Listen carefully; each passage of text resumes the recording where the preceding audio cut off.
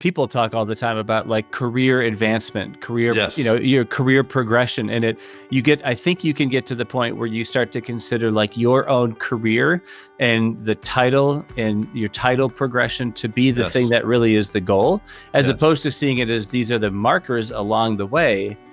But to stop and do some real deep dive self-analysis on like, what do I feel responsible for now that I have arrived at this place of being team leader, division leader, company leader, CEO.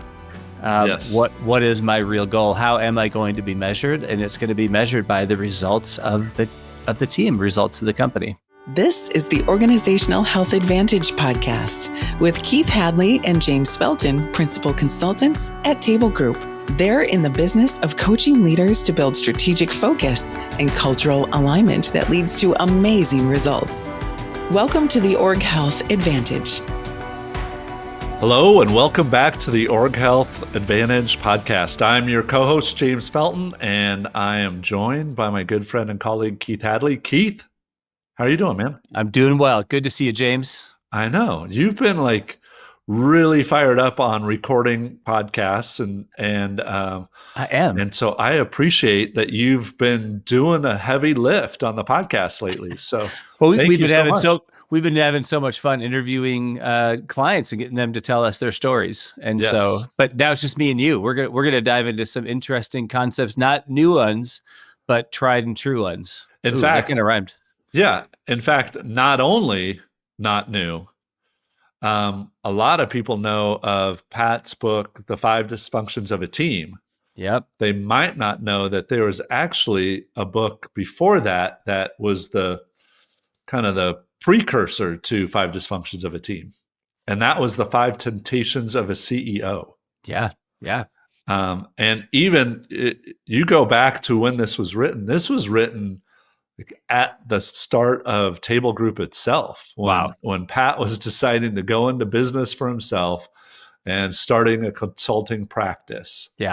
So that tells you how old this is. Yeah. It's like more than 25 years. And yet it's interesting. We're going to get into stuff that it lives in the territory of like human nature that is common to all of us. And so human nature is older than 25 years, isn't it? That is true. That is true. And so if you're familiar with 5 behaviors or the 5 dysfunctions of a team, you'll see how this thread started and the topic started. But the cool thing that Pat saw is that these actually do live within individuals. Yeah. And it can be tough for a team to be high performing if these are living with the CEO as well. Yeah. But as you mentioned, right, like we're all human. These things come into us. Yeah.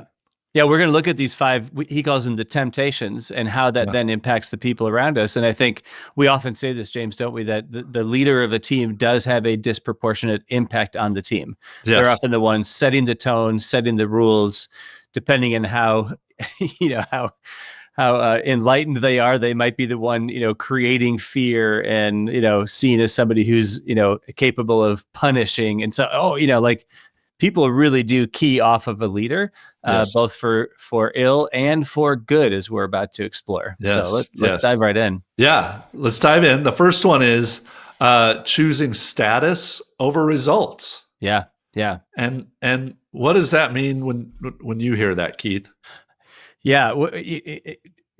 Anytime the temptation explores this temptation to think more about like how I am seen, how I measure up in the public eye or in the eyes of my team, more than putting the results of the company or the results of the team at first.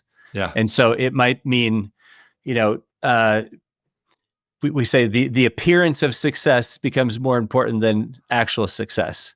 Yeah. Having the bigger corner office becomes the mark of success, and making that my top priority, more than actually stepping back to say what's best for the team. And it's hard to imagine that would that would really be a temptation if you're a CEO, but it is.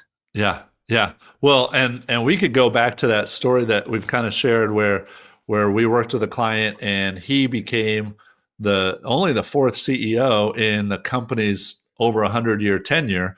And And when he became CEO, his good friend and somebody on the team who had been there just as long as he had said, "Hey man, we finally made it. Now we could sit back. We could just relax." Yeah.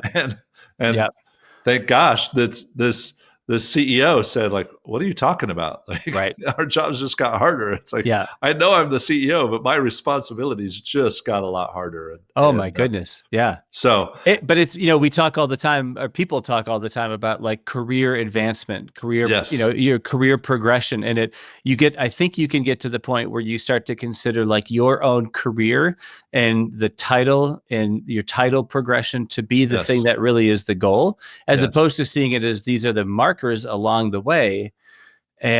But to stop and do some real deep dive self-analysis on like, what do I feel responsible for now that I have arrived at this place of being team leader, division leader, company leader, CEO? What is my real goal? How am I going to be measured? And it's going to be measured by the results of the team, results of the company. Yeah.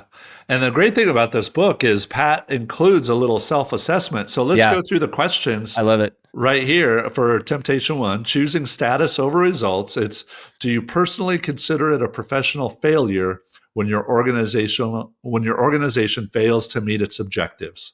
Yeah. Yeah. Do you wonder, what's next? What will I do to top this in my career? And would it bother you greatly if your company exceeded its objectives, but you remain somewhat anonymous relative to your peers in the industry? Yeah. Yeah. I think those are great questions. Yeah. Yeah. Okay. Temptation number 2, choosing popularity over accountability. And we see this a lot on teams, and that's not only the leader, as you were just mentioning, but also other members of the team. Yeah. Where it's like, boy, we need to have that discussion. I hope somebody else has it with that person. Right. Yeah. I remember when I first read this one, James, I didn't resonate with it because I'm like, this is not about being popular. This is, I just want to be liked by everybody. And I was like, oh, wait a minute. Oh, crap. I think this is my temptation, right? I want to be liked. I'm a likable guy. I want to have good relationships. And I know you're going to read through these questions, but the first one is like, do you consider yourself to be a close friend of your direct reports? And in every leadership role I had in my professional life, it's like, yes, absolutely. Yeah. I wanted to know them. I wanted to like them. I wanted to know what was going on in their life. And if I'm being honest, I wanted to be liked by them. And I for sure resonate with this temptation. Yeah. And I was recently with a team where somebody on the team a few years ago had something awful happen to them.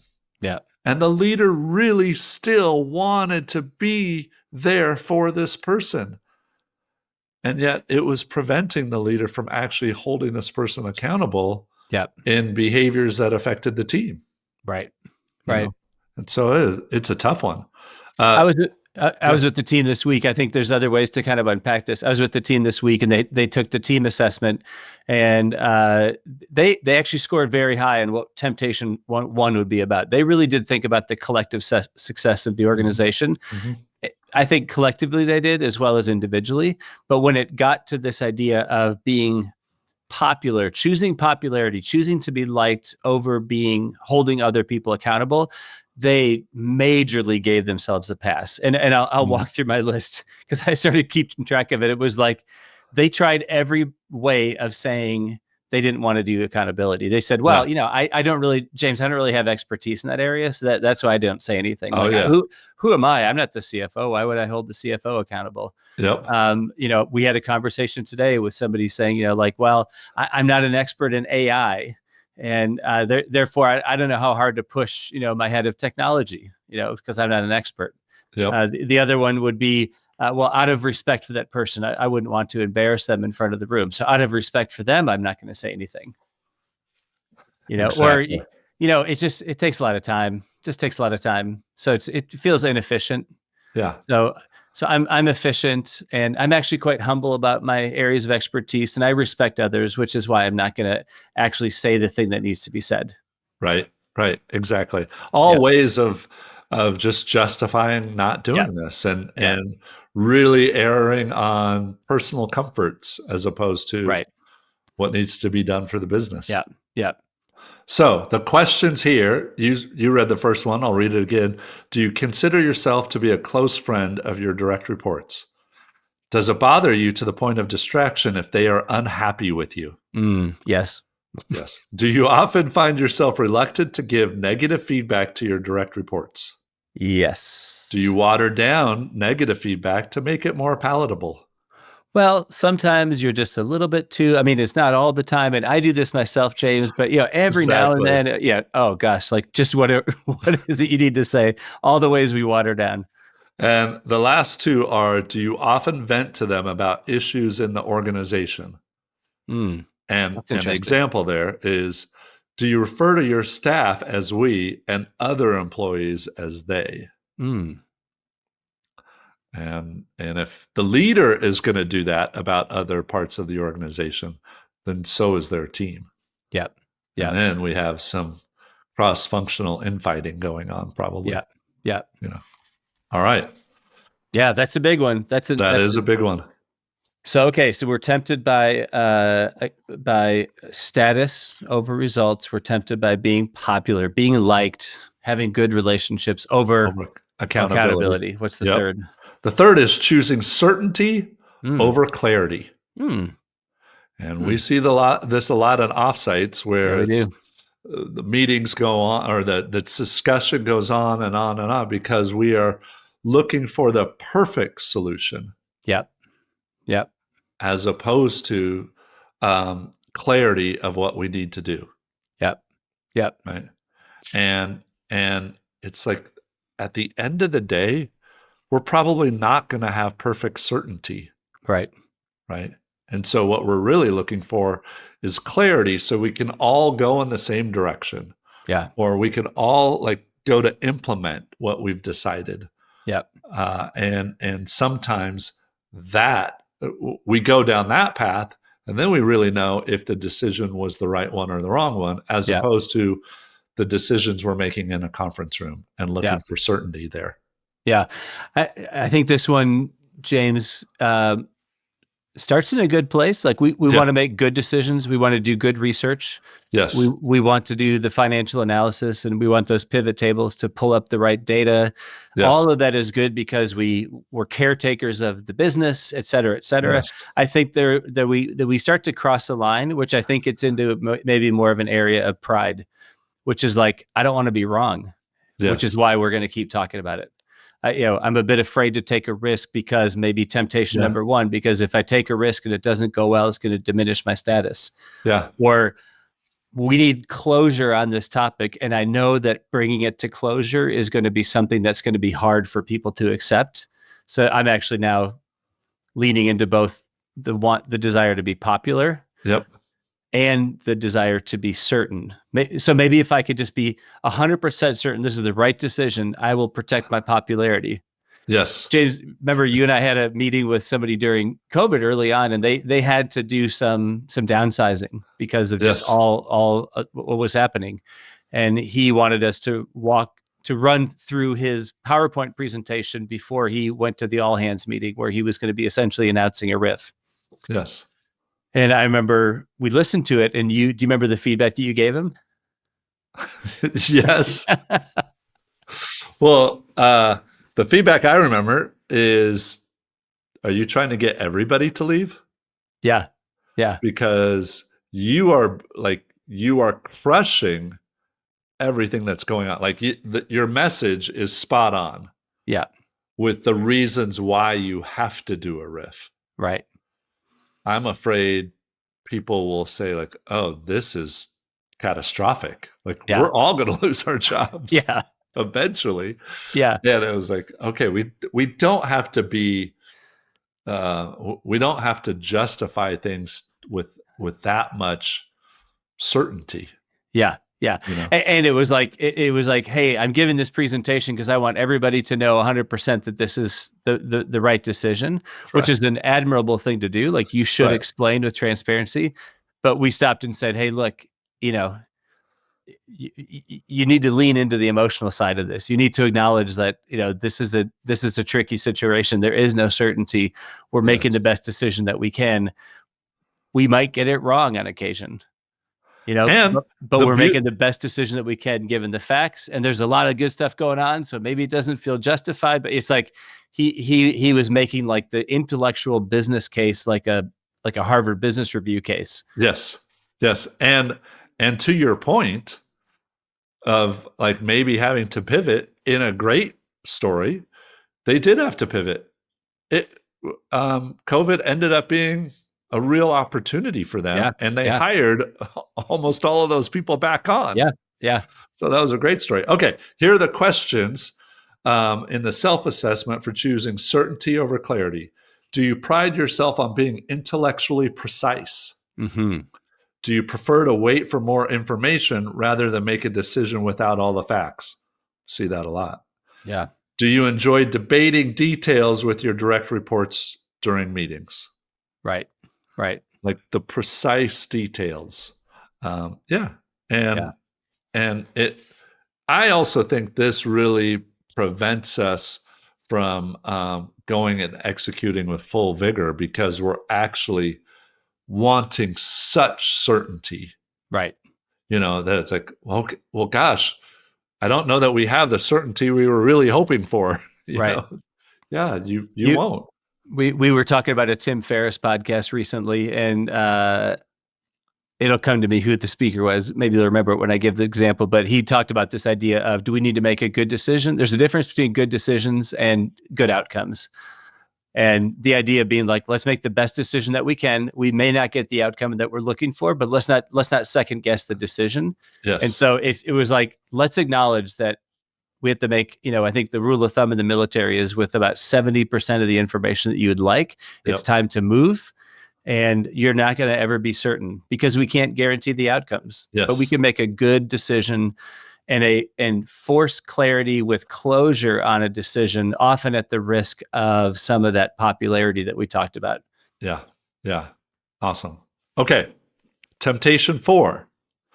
That is choosing harmony over productive conflict.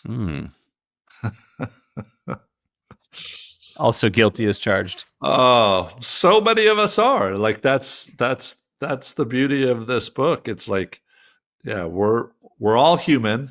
We all fall into these temptations. I think that's why he used temptations. Yeah. And so this one is around like, are we trying to keep everybody happy during a meeting, or even with our decisions? We might compromise in decisions. We might dilute decisions because there was disagreement in the team, and we didn't want to go into it very far. And I think you and I see this a lot, and we live it a lot sometimes. In our meetings, and so we see this. Maybe leaders pulling back right when it's going to get compelling. Right. Right when it's going to get, oh my gosh, there's a lot riding on that. Oh, nope. They pull it back. Yeah. Yep. And the problem is people leave those meetings dissatisfied with the decision usually. Right. Yeah. And I like that he has harmony, because I think we also leave recognizing that we're probably leaving with artificial harmony when we don't push through and have the conflict, because, there's always going to be a differing set of opinions. There's always going to be some amount of passion if the issue in front of us is really a high stakes issue. Yeah. And the only thing that's unknown is whether that difference, that passion, is allowed to be out in the open where it's uncomfortable, but at least we're talking about it, or whether we try to push for harmony, visible harmony, even artificial harmony, and take it offline, back away, and end up delaying the issue or with a subpar decision. Yeah. I had a team member recently say that he actually prefers, he admitted, he's like, he actually prefers ambiguity. Oh, because it allows him wiggle room. Oh my gosh. It's a big organization. And he was being vulnerable when he said it. So God bless him. But he admitted, he's like, yeah, I sometimes pull away from a hard conversation because I don't really want I don't want a definite answer. I want the answer to be like, well, it was a little bit unclear. So there's plausible deniability for whatever decision or direction I actually choose to go myself. Oh, wow. And I was like, oh my gosh, like, I can't believe you admitted that, but thank you, because that is probably true of most of us, at least some of the time. It was like, oh, I don't want to ask the direct question because I might get a direct answer and the answer might be one I don't like. Yeah. Yeah. Keith, I was just with a team and we, two things that came out of this offsite related to this. The first was we did the best team exercise, which you and I have done lots of times. And on these flip charts, what they came up with or identified in the best teams that they had ever been on didn't include easy conflict, easy debates, harmony. Yeah. What did happen on those flip charts and what they did identify was like really good at debating. Yeah. Really strong opinions. Yeah. Differing opinions that came together in the end. And so it's nobody ever looks back on a great team saying like, oh, every conversation was easy. Yeah. Yeah. Like then like what decisions were you actually having to make if they were all easy, Right. And the other thing that came out of it is this team actually did engage in that really productive but messy conflict. And things got tense at times and people raised their voice and they, and they were passionate about it and they didn't all agree. Right. And, but they did end up making some really good decisions. And we just said like, how are y'all doing after this day? Where are you at? And somebody said, that was good, but really draining. Yeah. Yeah. I was like, yeah. And that's what your people want from you because they're looking for clarity on a lot of things. They're looking for you to make decisions and they can't have those discussions with the level of knowledge that you as leaders have. Your people are asking you to get into that. Yeah. And we often ask like, would your employees rather you have a harmonious relationship or that you are having productive conflict? Yeah. Actually addressing issues that need to be addressed. Yeah. One thing we see a lot is teams use a lot of words and they have a lot of discussion when really they just need to make a decision.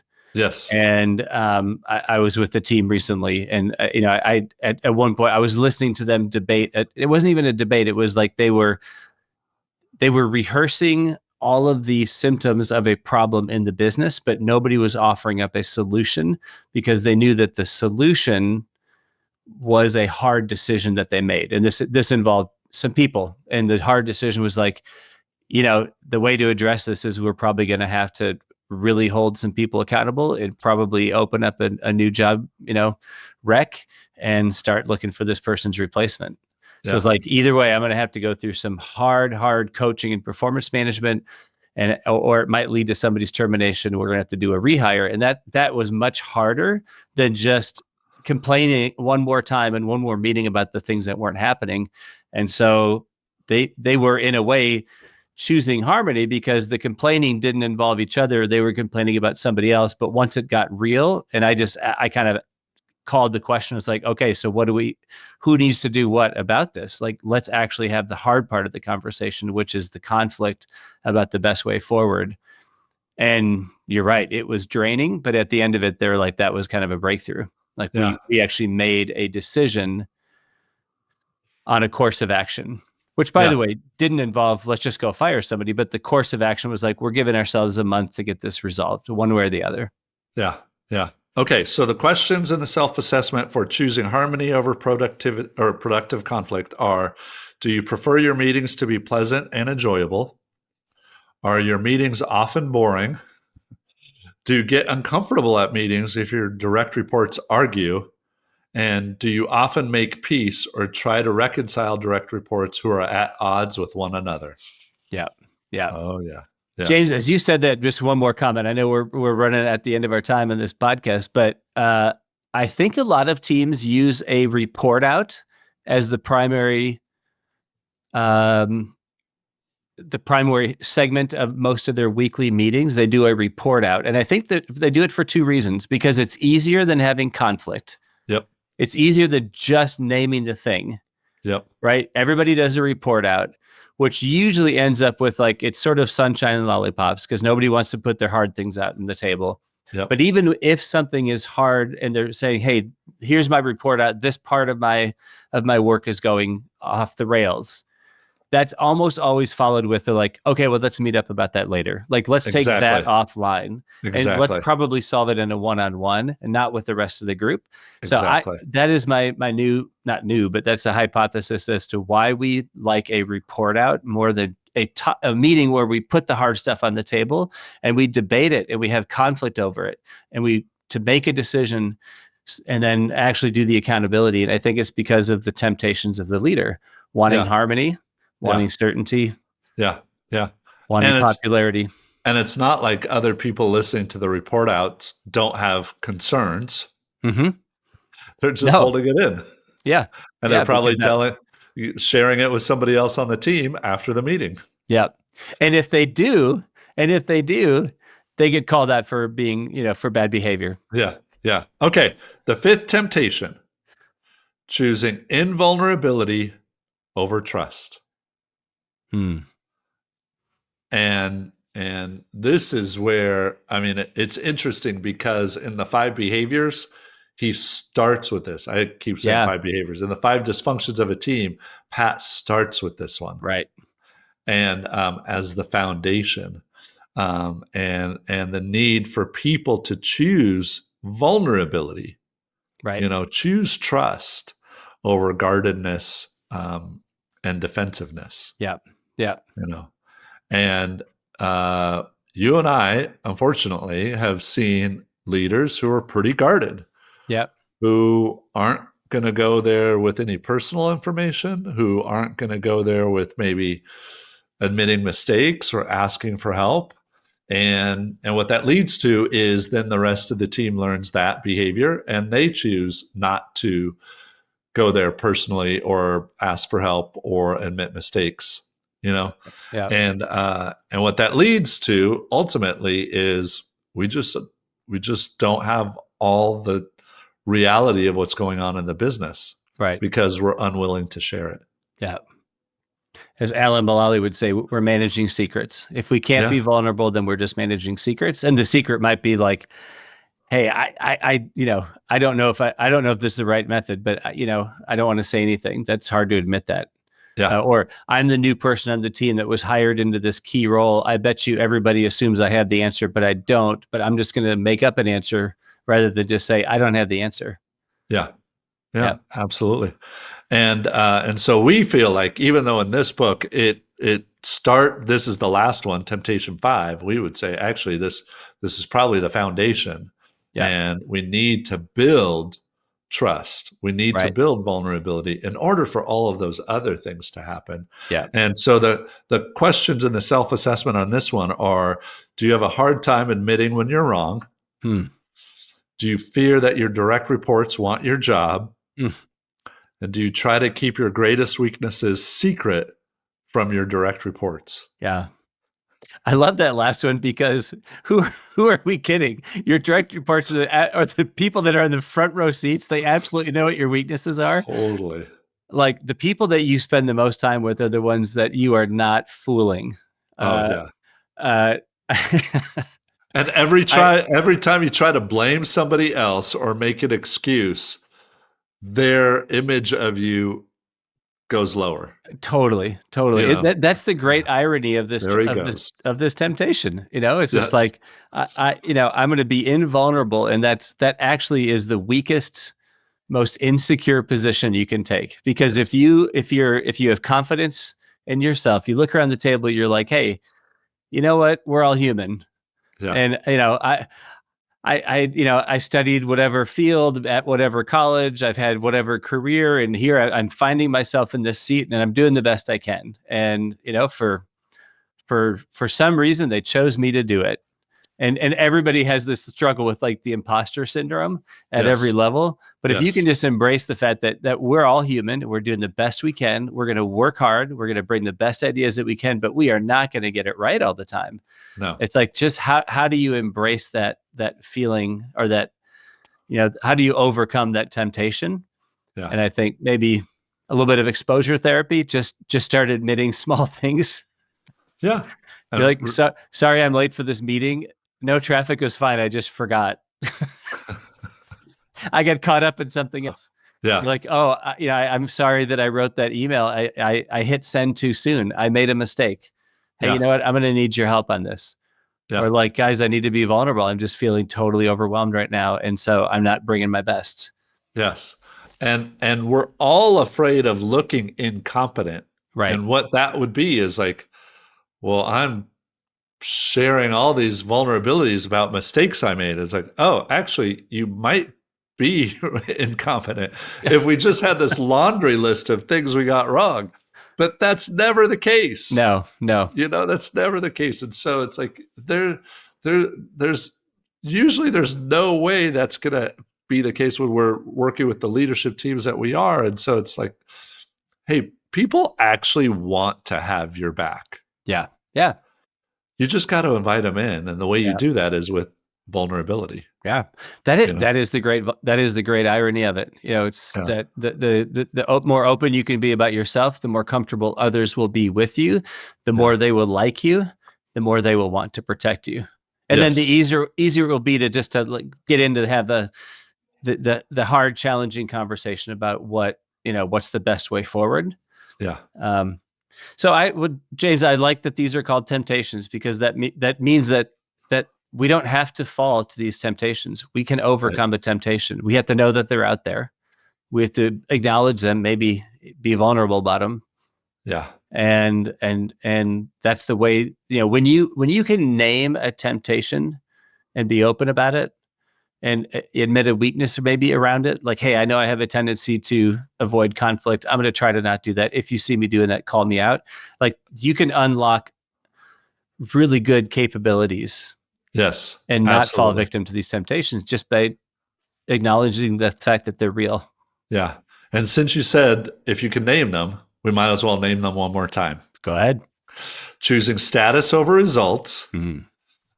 Choosing popularity over accountability, choosing certainty over clarity, choosing harmony over productive conflict, and choosing invulnerability over trust. Yeah, that's right. And since we're on video, here's the book, Pat Lencioni. Yes. Fantastic book. It's been out for a long time, but it describes things in human nature that are still very true. Absolutely. And with that, we want to thank you for joining the Org Health Advantage podcast. And until the next time, we ask that you share and follow and all the things you can do to support this podcast. And thank you for listening. Thanks for listening to the Org Health Advantage. Your hosts, Keith and James, are helping leaders change the world of work and invite you to share this podcast with your friends and colleagues. For more resources on building stronger teams and organizational health, check out tablegroup.com.